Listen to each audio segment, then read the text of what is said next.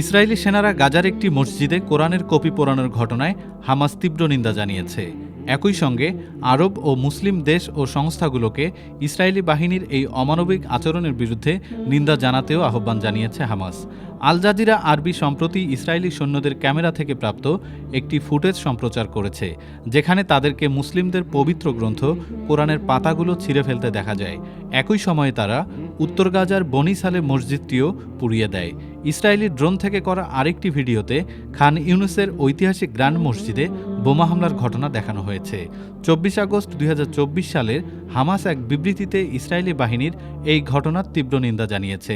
বিবৃতিতে তারা জানায়, কোরআনের কপি পোড়ানো এবং মসজিদের অপবিত্রতা ও ধ্বংসের মাধ্যমে ইসরায়েল আবারও মুসলমানদের সঙ্গে তাদের ফ্যাসিবাদী আচরণের বিষয়টি নিশ্চিত করেছে।